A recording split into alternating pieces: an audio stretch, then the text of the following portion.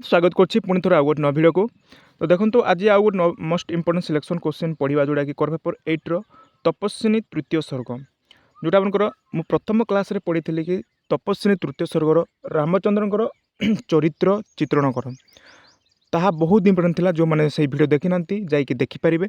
तो बर्तमान क्वेश्चन आसो जदि आपंकर तपस्विनी काव्यर तृतीय सर्गर विषय वस्तु परिकल्पना कर विषय परिकल्पना कर माने तपस्विनी तृतीय सर्ग केवल माने फर्स्ट सेम रे तृतीय सर्ग देछि, चतुर्थ देनी पंचम देनी, केवल तृतीय सर्ग देछि। ता माने तृतीय सर्गर विषय वस्तु ही आपको लिखा पड़ो।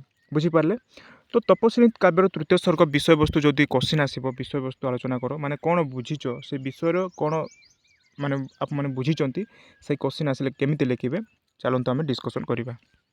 तो यहाँ आपंकर बहुत हेल्पफुल हो पार हैंडराइटिंग नोट्स नहीं आसी आईटा आपंकर 5 मार्क रही। जदि लंग क्वेश्चन आसे 4 पेज लिखे ये आपंकर 5 मार्क जेहेतु आपंकर 2 पेज हो पार। तो चलो वीडियो को फटाफट स्टार्ट करवा। देख बंगाली श्री रागर रचित तपस्विनी काव्यर तृतीय सर्ग क्वेश्चन आसवा आपंकर तपस्विनी काव्य कौ राग रचित बंगाली श्री रागर रचित मन रखिए। रामचंद्र द्वारा सीता सीना निर्वासिता किंतु राम और सीता पति पत्नी मध्य पारस्परिक प्रेम भाव सत्ता को मन और गहनर कथा को कवि सुंदर भाव वर्णना कर। तो देखो जिते बड़े ये कौन माने निर्वाचित करते रावण सीता को अपहरण कर से देखो एठारे प्रजा माने जिते बड़े राम को कहते कि सीता को वनवास छाड़ापी तेणुक एठारे समस्त कथा माने प्रजा मान कथा एठारे रामचंद्र मानिक सीता को निर्वाचित कर। तो परवर्ती कौन हो देखा भी कहते।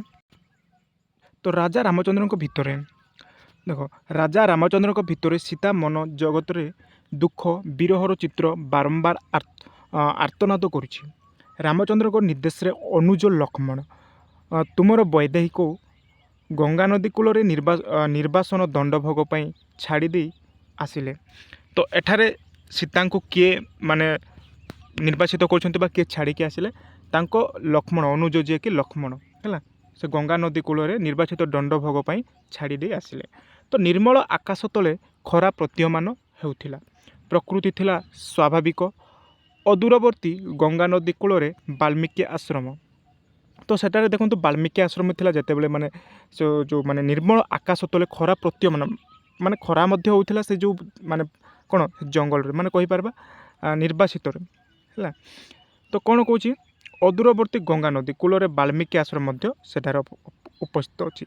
तो आकाश थिला मेघमुक्त सीता प्रति होइथिला घर अपमान माने सीता को देखो अपमान जो माने सीता को बहुत अपमान माने यहाँ गोटे घर अपमान बोली कह जाई पारे कहीं प्रजा माने बहुत ताड़ना करुथिले माने राम सीता को माने जेते बेले कौन आमर रावण सीता को अपहरण करके जिते सीता आसिले है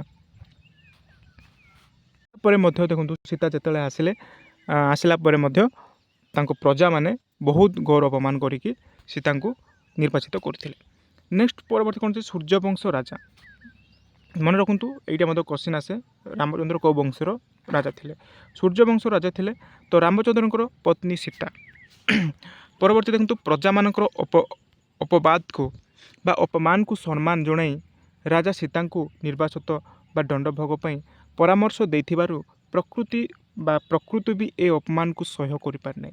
माने एइरा देखंतु जेते बेले माने प्रकृति भी जेते बेले सीता को है अपमान को सम्मान जनाई राजा सीता को निर्वाचित दंड भोग पाई परामर्श देथिले माने ए कथा एक्चुअली सीता एवं राम भितर माने जेहेतु प्रजा माने से माने कहउचंती कि सीता को माने अपमानित करिकि निर्यातन करिकि कहवाई छाड़ापी तेणुक एठारे रामचंद्र सीता को निर्वाचित कर।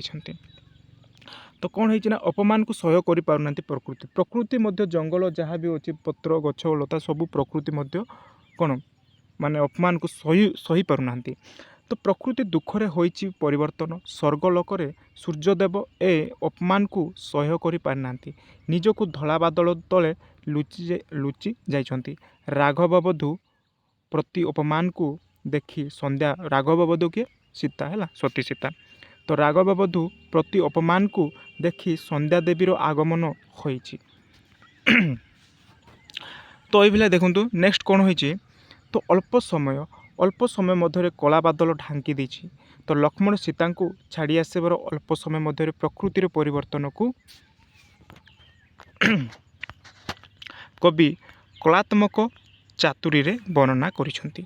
ତ ଦେଖନ୍ତୁ ପ୍ରଥମେ ଆପଣମାନେ ଲେଖିବେ, ଯେତେବେଳେ ଆମେ ଦେଖିବା ତୃତୀୟ ସ୍ୱର୍ଗରେ, ତପସ୍ୱିନୀର ତୃତୀୟ ସ୍ୱର୍ଗରେ ପ୍ରଥମେ କ'ଣ କରୁଛନ୍ତି ନା, ଯେତେବେଳେ ସୀତାଙ୍କୁ ଅପହରଣ କରାଯାଉଛି ରାବଣଙ୍କ ଦ୍ୱାରା, ତ ରାବଣ ଯେତେବେଳେ ଯେତେବେଳେ ଲକ୍ଷ୍ମଣ ଏବଂ ରାମ ଯାଇକି ସୀତାଙ୍କୁ ମାନେ ଆଣୁଛନ୍ତି ହେଲା, ଆଣିଲା ପରେ ମଧ୍ୟ ଦେଖନ୍ତୁ ତାଙ୍କର ପ୍ରଜାମାନେ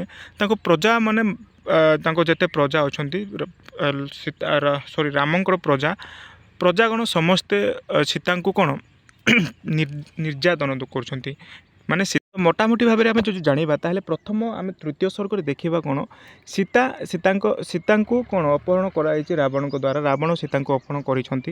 ତ ଯେତେବେଳେ ଅପହରଣ କରିବା ସମୟରେ ଯାଇକି ମାନେ ସୀତାଙ୍କୁ ମୁକ୍ତି କରିକି ଆଣିଛନ୍ତି ଲକ୍ଷ୍ମଣ ତାଙ୍କର ସେନା ଦଳ ହେଲା, ବାନର ସେନା ଦଳ ଯାଇକି ଆସିଛନ୍ତି।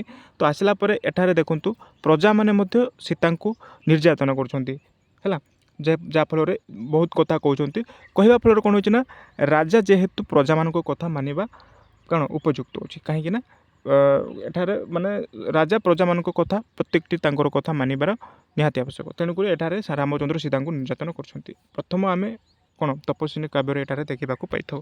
ତ ଯେହେତୁ ଦେଖନ୍ତୁ, ତ ସନ୍ଧ୍ୟା ଉପଗତ ହେବାରୁ ପକ୍ଷୀମାନେ କ'ଣ କଲବଲ କରି ନିଜ ବସାକୁ ହେଲା, ଏଇଟା ନିଜ ବସାକୁ ଫେରି ଆସିଲେ। ପକ୍ଷୀର କଲରବ ଡାକି ଶୁଣି ତାରକମାନେ ବା ତାରାମାନେ ହେଲା ଗୋଟିଏ ହୋଇ ଆତ୍ମା ପ୍ରକାଶ କଲେ। ତ ସୀତା ବିରହରେ ରାମଚନ୍ଦ୍ର ପ୍ରଶସ୍ତ ପ୍ରାଙ୍ଗଣରେ ନିର୍ଜନରେ ବିଷଣ୍ଣ ବଦନରେ ସଜ୍ଜଳ ନୟନରେ ଏକା ବସନ୍ତି। ତ ଏଠାରେ ଆପଣମାନେ କ'ଣ ଭାବୁଛନ୍ତି, ଯେତେବେଳେ ସୀତାଙ୍କୁ ଏଠାରେ ରାମଚନ୍ଦ୍ର ସତ ସେମାନେ ମାନେ କ'ଣ ନିର୍ଯାତନା କରୁଛନ୍ତି ବା ନିର୍ବାସିତରେ ସେମାନେ ଛାଡ଼ିକି ଆସିଛନ୍ତି, କିନ୍ତୁ ବହୁତ କଷ୍ଟ ଦୁଃଖ ଭୋଗିବାକୁ ପଡ଼ୁଛି ଏଠାରେ ରାମଚନ୍ଦ୍ରଙ୍କୁ। ତ ମନରେ ଅନେକ ଭାବନା, ମନ ହିଁ ମଣିଷର ସାର୍ଥକ ପରିଚୟ।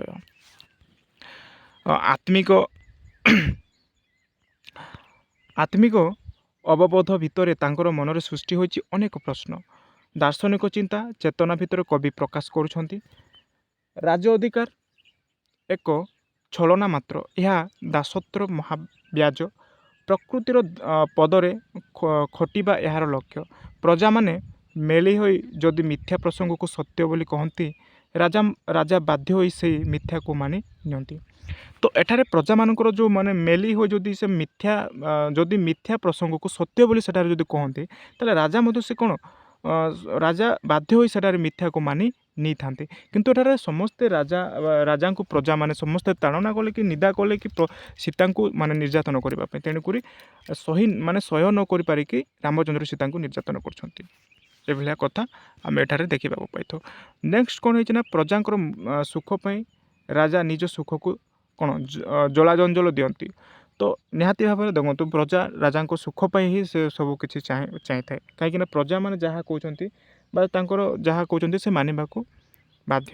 ତ ବାଧ୍ୟ ମାନେ ଏମିତି ନୁହେଁ ଯେ ଯେହେତୁ ତାଡ଼ନା ଦେଉଛନ୍ତି, ଯେହେତୁ ଏଠାରେ ସମସ୍ତେ ମାନେ ଭାବୁଛନ୍ତି କି ସୀତା ରାବଣଙ୍କ ଦ୍ୱାରା ସେ କ'ଣ ଅପହରଣ ହୋଇଛି, ଏଭଳିଆ ଭାବରେ ସେମାନେ କହୁଛନ୍ତି, ବୁଝିପାରିଲେ। ନେକ୍ସଟ କ'ଣ ହୋଇଛି ନା, ପ୍ରକୃତିର ଶାନ୍ତି ଯଜ୍ଞରେ ରାଜା ନିଜ ସୁଖ ଏବଂ ସ୍ୱଭାବକୁ ବୋଲି ପକାଇଥାଏ। ଏଥିରୁ ତିଳେ ହେଲେ ବ୍ୟତିକ୍ରମ ହୁଏ ନାହିଁ। ପ୍ରଜା ଧର୍ମ ପାଳନ କରିବା ରାଜାଙ୍କର ପ୍ରକୃତି ଧର୍ମ। ନିହାତି ଭାବରେ ପ୍ରଜାଙ୍କର ଧର୍ମ ପାଳନ କରିବା ରାଜାଙ୍କର ମାନେ ପ୍ରକୃତି ଧର୍ମ ବୋଲି କୁହାଯାଏ। ତ ରାଜସିଂହାସନ ଅଧିକାର କେବଳ ନାମକୁ ମାତ୍ର। ତ ଏଠାରେ ଦେଖନ୍ତୁ 5 ମାର୍କର ଏଠାରେ ମୁଁ ଆପଣଙ୍କୁ ଡିସ୍କସନ୍ କରେଇଲି। ଲଙ୍ଗ୍ କ୍ୱେଶ୍ଚନ୍ ଆସିଲା ମାନେ 4 ପେଜ୍ ଲେଖିବେ ନିହାତି ଭାବରେ।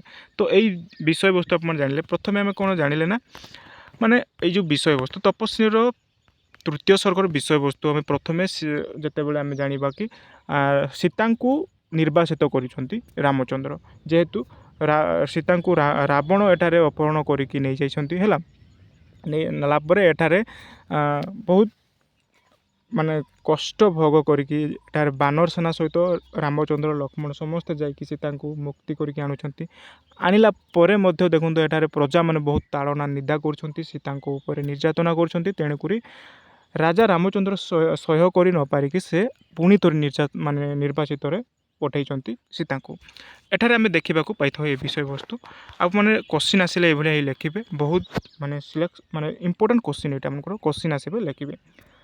ତ ଆଜି ପାଇଁ ଏତିକି ଥାଉ। ଆଶା କରୁଛି ଆପଣଙ୍କୁ କିଛି ମାତ୍ରାରେ ଭିଡ଼ିଓ ଭଲ ଲାଗିଥିବ। ଯଦି ଭିଡ଼ିଓ ଭଲ ଲାଗୁଛି ଭିଡ଼ିଓକୁ ସମସ୍ତେ ଲାଇକ୍ କରିବେ, ଚ୍ୟାନେଲକୁ ନ ଆସିଥିଲେ ଚ୍ୟାନେଲକୁ ସବସ୍କ୍ରାଇବ୍ କରିଦେବେ। ଧନ୍ୟବାଦ।